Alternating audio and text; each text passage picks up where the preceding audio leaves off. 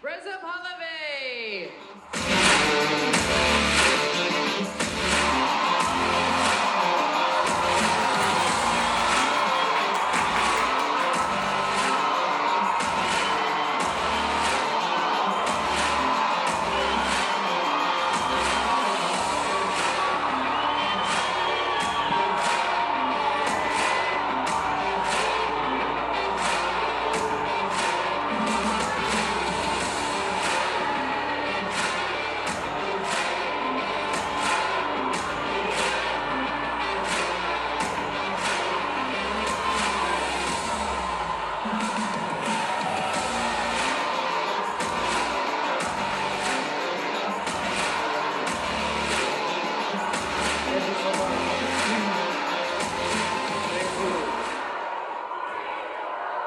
Thank you so much.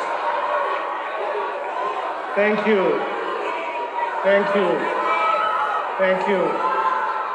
سپاسگزارم. سپاس.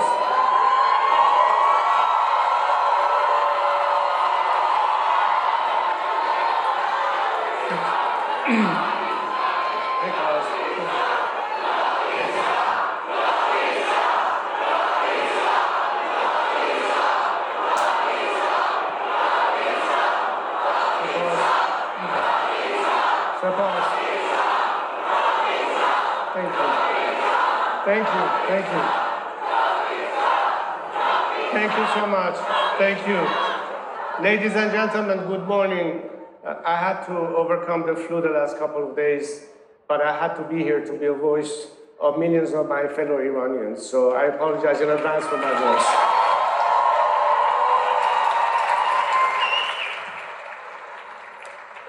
I begin today in the memory of my fallen compatriots, the heroes of my country who have fought, bled, and died, not only for their own freedom and for the liberation of Iran from the clutches of an evil, depraved regime that has held us hostage for 47 years, but for the freedom, peace, and security of the world.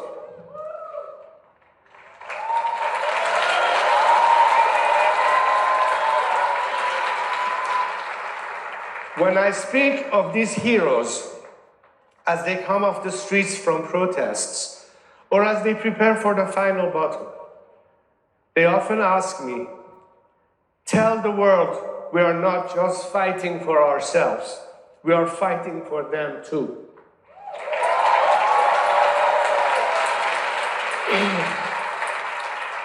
So it is in that spirit and in their honor that I ask you to close your eyes for a moment and imagine a free Iran.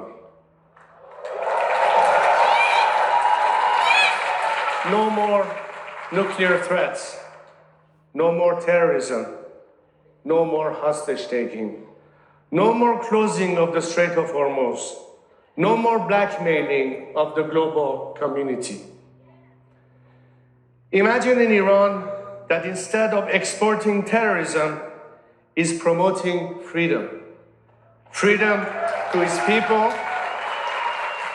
stability to its neighbors, national security and economic opportunity for the United States and the free world.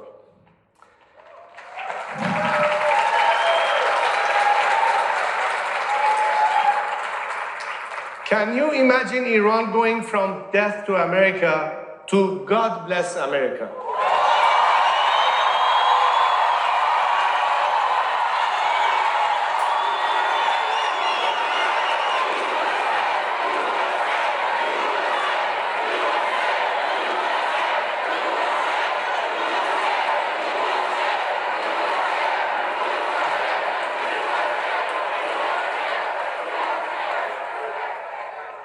Well, I too can, because I have seen the true soul of my people. Let's remember, on 9/11, one of America's darkest hours, when your enemies, and even some who claim to be your friends, celebrated those horrific attacks, the Iranian people did something the world wasn't supposed to see. They risked their lives to hold candlelight vigils in the heart of Tehran.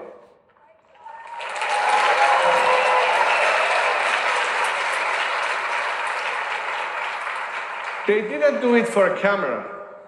They did it for a friend in pain. That is the true face of Iran. Unlike the regime that worships death and destruction, the Iranian people celebrate life and liberty. That's why I can imagine an Iran that exports engineers instead of extremists, startups instead of suicide bombers, energy instead of hatred. I can imagine a Middle East where Iran is no longer a source of chaos, but an anchor of stability.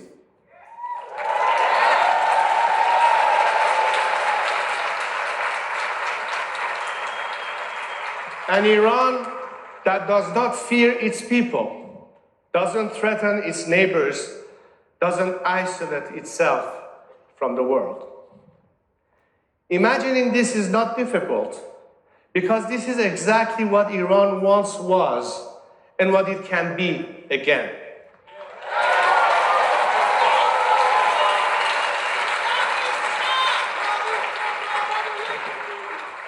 When Iran is free, the Middle East changes. When Iran is free, America regains a great friend.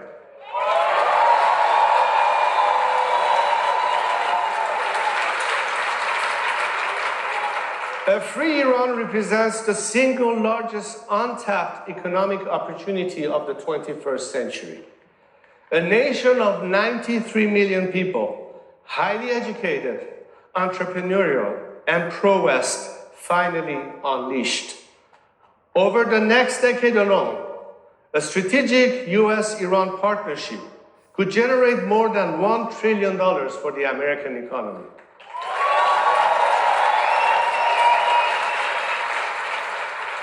Imagine a new Middle East where Iran is a friend of Israel, where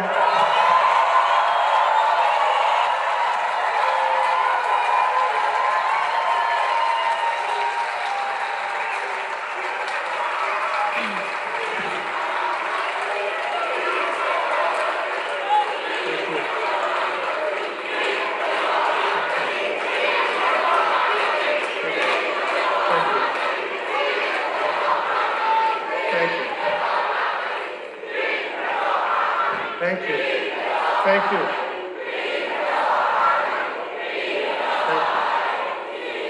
Thank you so much. Where the Abraham Accords are extended into the Cyrus Accord. Named for Cyrus the Great, the Iranian king who issued the first Charter of Human Rights and whose vision of religious tolerance inspired Thomas Jefferson. Today, the Islamic Republic tramples upon Iran's millennia-old legacy of tolerance for religious minorities and wages war on them.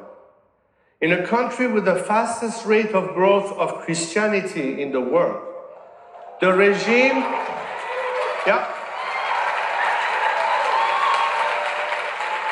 the regime and its IRGC storm into and ransack underground house churches, detain and torture pastors, and persecute and execute evangelists and Christian converts.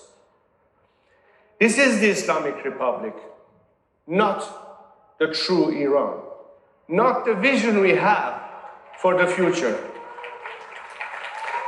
Under this vision, Iran, the United States, Israel, and our Arab neighbors are bound together in peace and prosperity rather than conflict and terror.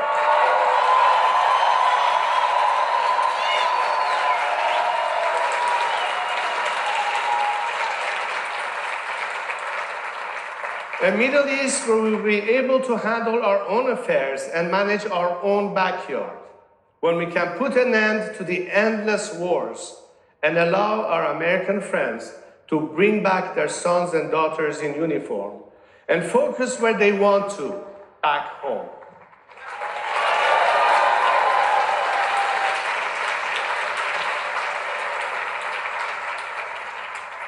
A free Iran is not a fantasy. A free Iran is within reach right now. But as we all know, freedom never comes free. My compatriots have shown this. They are not asking for a handout, and they do not expect their freedom to be handed to them on a silver platter. The Iranian people have already paid an unimaginable price for their liberty. In January of this year, I called on my compatriots to go out and protest against a regime that has oppressed them for 47 years. Millions of them responded, igniting the largest wave of protests in Iran's modern history, sweeping every single one of our 31 provinces. On January 8th at 8 o'clock, they took their lives in their own hands and took to the streets to fight against the occupying regime. At that exact moment, Khamenei, Larijani, Ghalibaf, and the rest of their mafia shut off the internet. Under the cover of darkness, and with a depravity that shocked the world, they massacred more than 40,000 Iranians and injured over 300,000. They did not stop their terror on the streets. Wounded protesters were hunted down in hospital beds and shot in cold blood. Men and women were raped in secret prisons. Even nurses, ambulance medics, and doctors who dared to help protesters were tortured, raped, and killed. Families were forced to search through thousands of unmarked body bags, and the regime even charged grieving parents for the bullets used to kill their own children. To this day, mothers still search for their sons, and daughters still ask where their fathers will come home.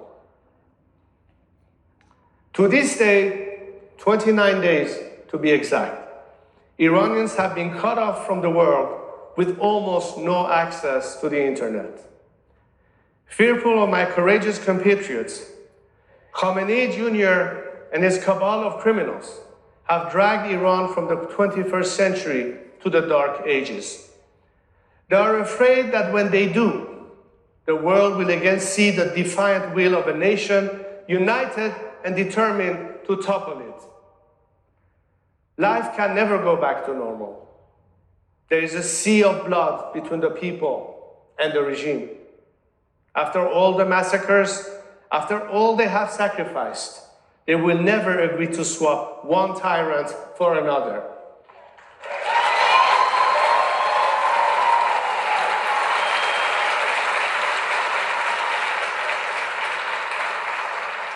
And another anti-American tyrant will not serve American interests either. The only thing that the remnants of this regime can be relied on to do is to buy time, to cheat, and to steal. They will never be honest or true partners for peace. President Trump was right when he said, we don't want to come back every 2 years. But if a faction of the regime is left in power, that is exactly what will happen. It will buy time. It will pretend to negotiate. And then it will return to its old jihadist ways of threatening America, its security, and its interests.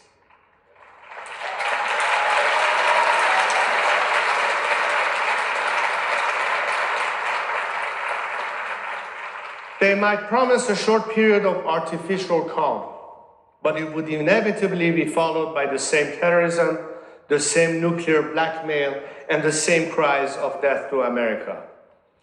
Because the truth is simple. The Islamic Republic cannot reform itself.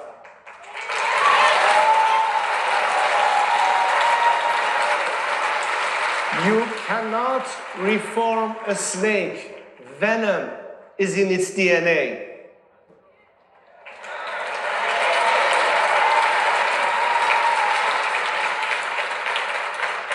This extends to the corrupt and brutal thugs of the IRGC, because the IRGC is not Iran's national army. Indeed, it does not even have the word Iran in its name. It is the Islamic Revolutionary Guard Corps. It serves its own poisonous ideology of terror and not Iran's national interests. So it can certainly never be a partner to serve America's interests.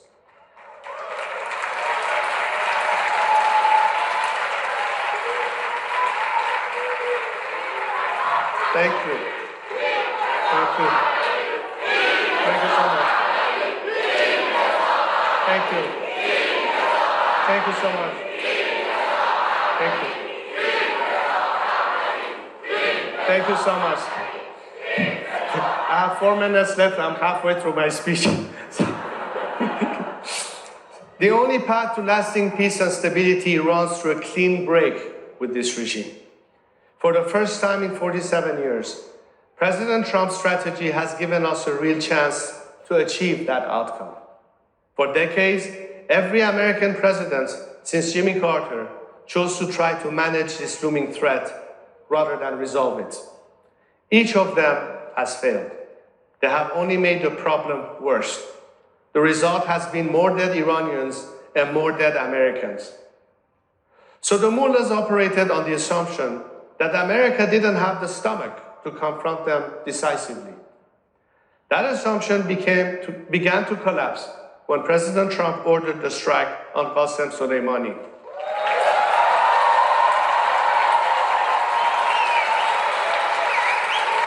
Want the fastest working GLP-1? For half the price, Rome now offers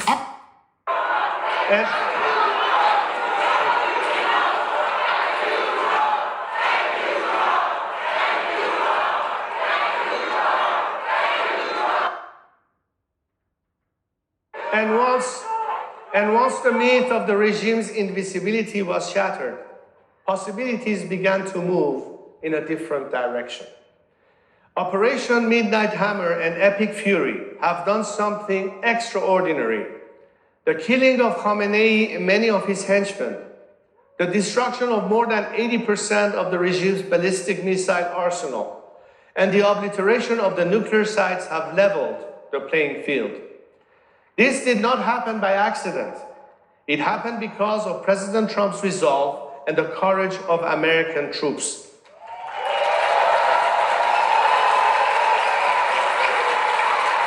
And on behalf of millions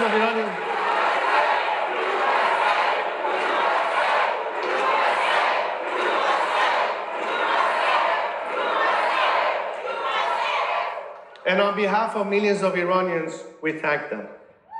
Their sacrifice was not in vain.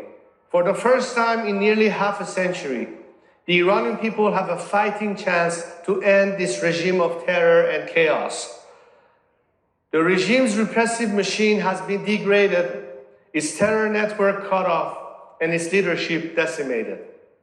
But for this all to be worth it, the sacrifices of both Americans and Iranians, for the goodwill between our two people, which you see on vibrant display here today, to continue, we must finish the job. This regime in its entirety must go.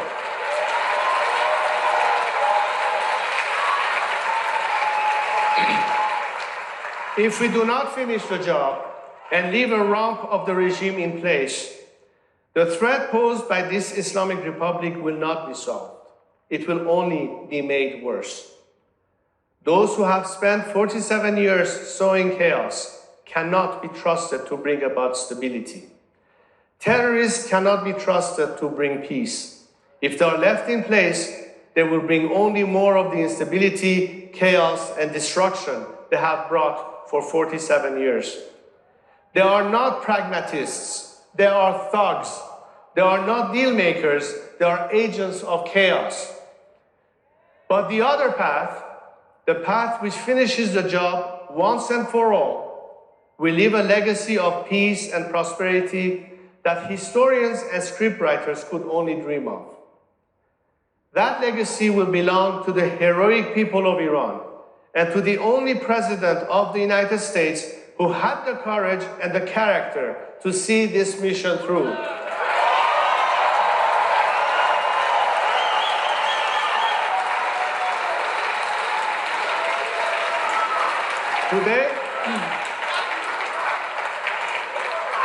Today, that is the precipice on which we stand, the precipice of true greatness. Iranians are ready to play their part. The final blow will be delivered by the people of Iran themselves. They are already on the ground and they have already demonstrated their extraordinary courage. They are ready to fight again, but they must be given the chance to do so. As President Trump, Prime Minister Netanyahu, and myself have urged, they are taking shelter while the bombs are falling. But when the right moment arrives, as in January, I will call on them to rise up again.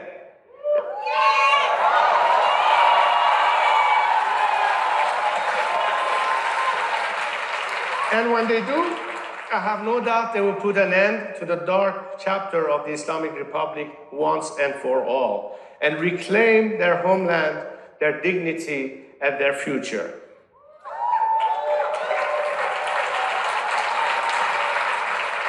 But bringing down a regime is only the beginning. What matters next is whether the nation can unite around a leader with broad legitimacy.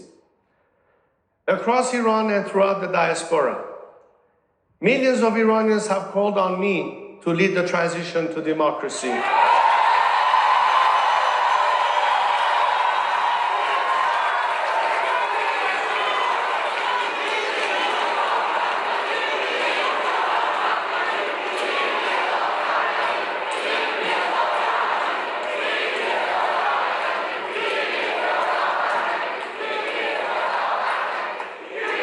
Thank you. I have accepted that call, not to serve myself. I have accepted that call not to serve myself, but to serve my nation and my people. In recent years, I have unified a broad coalition of dissidents, Republicans and monarchists, left and right, men and women of all ages, religions, and ethnicities. Even people who were former political opponents have joined the movement to free Iran under my leadership. Equally important, Iran's armed forces and bureaucracy will follow me. Thousands of the regime's military officials, some very senior, have signed their readiness to join me through a digital defection platform my team established several months ago. Many of these officials have refused to obey the orders to kill civilians during the January uprising. That's why the IRGC had to import thugs from Afghanistan, Iraq, and Lebanon to do the dirty work. With my leadership, they and others who don't have blood on their hands will play a role in stabilizing the country during the transition.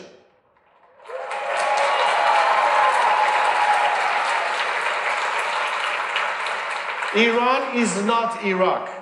We will not repeat the catastrophic mistake of de-Baathification. There will be no dissolution of bureaucratic institutions, no power vacuum, no chaos.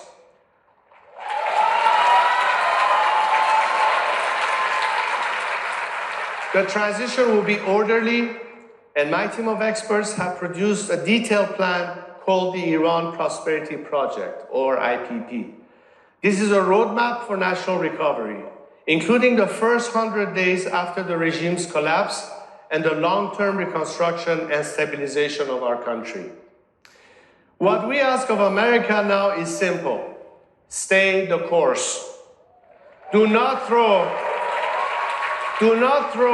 this crumbling regime a lifeline.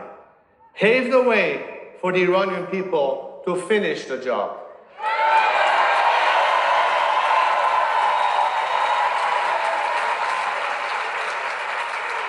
Because freedom is not an American story alone. It is the story of all people who refused to live on their knees. It is the story America wrote in 1776. And today, it is the story the Iranian people are writing with their courage and sacrifice. We prefer to die standing than to live kneeling.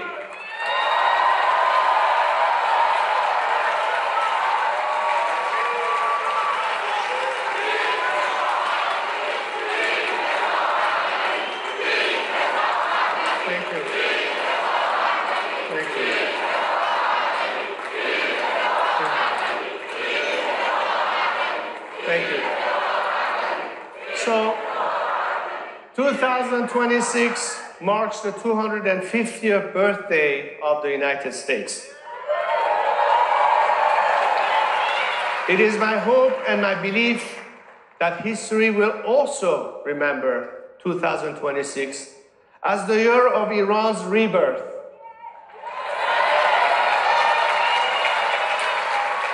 What my people are fighting for is the rebirth of our 2,500-year-old civilization. When the black page of the illegitimate Islamic regime is turned, that is the transition and heritage to which Iran will return. So in 2026, our two nations are reaching for a new chapter, both determined to be great. President Trump rightly observed that the Iranian people are the Iranian regime's longest suffering victims. He told them, the hour of your freedom is at hand. And they are already ready to meet this moment. The Iran story is not yet finished. Great civilizations outlast even the most vicious occupiers. With your help and with the courage, sacrifice, and heroism of Iran's greatest youth, our best latest chapter is being written right now. When it is done, a free and democratic Iran will stand alongside the United States as a partner, an ally, and a friend.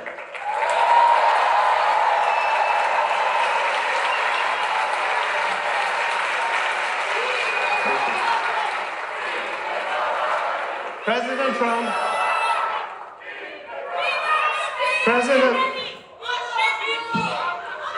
thank you. President Trump is making America great again. I intend to make Iran great again.